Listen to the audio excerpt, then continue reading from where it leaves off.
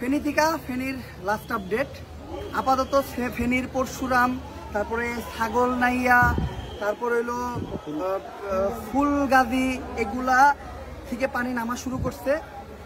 আপাতত সারাদিন রেস্কিউ চলছে, এখন পর্যন্ত পানি নামতে আছে। এদিক দিয়েও পানি অনেকটা কমে গেছে, পানির লেয়ার দেখে বোঝা যাইতেছে।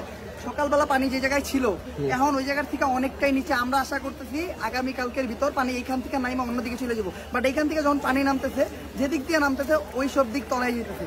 তো আমাদের উচিত এখন ওদিকে মুভ করা। আর একটা ঝামেলা এই জায়গায় যেটা সবচেয়ে বেশি হইতে, সেটা হইলো ঢাকার থেকে হিউজ বোর্ড আসছে। আমি আমার ভিডিওতে খালি অ্যানাউন্স করছি ঢাকার থেকে বোর্ড দেন, ঢাকার থেকে বোর্ড দেন, ঢাকার থেকে হিউজ বোর্ড আসছে।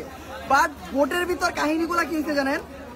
ঢাকার থেকে বোট নিয়ে আসছে 10 জন 12 জন স্বেচ্ছাসেবক। একটা বোটে তারা উদ্ধার করতে গেছে 10 জন স্বেচ্ছাসেবক। ওই বোটে মানুষই আনতে পারবে 15 জন, 10 জন যাই আর এক্সট্রা 5 জন নিয়ে আসছে। বাট তারা গেছে 10 জন মিলা, ঠিক আছে? মানে তাদের সবার যেতে হবে। আর এমন কি কিছু কিছু জায়গায় তাদের এই যাওয়া নিয়ে তো মারামারি লেগে গেছে। ভাই এটা একটু সাইডে দাও, মানুষটা যেতে দাও, মানুষের যেতে দাও। কিছু কিছু ক্ষেত্রে তাদের যাওয়া নিয়ে মারামারি হয়ে গেছে। একজন আরেকজনের লগে মারামারি করছে যে কে যাইব এই 10 জনের ভিতরে। মানে 15 জন আসছে, কোন 10 জন যাইব?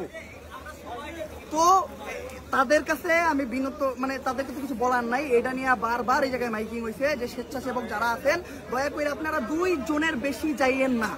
স্বেচ্ছাসেবক থাকবো 2 জন, মানে যারা বোট নিয়ে আসতেছেন রেস্কিউ করতে তাদের থাকবো 2 জন। এই এলাকার একজন স্থানীয় মানুষ লাগবো, কারণ এই এলাকার স্থানীয় মানুষটাই প্রতিটা পাড়ার অলি চিনতে পারবো, কারণ পানির তো কোনো কিছু জানা যায় না।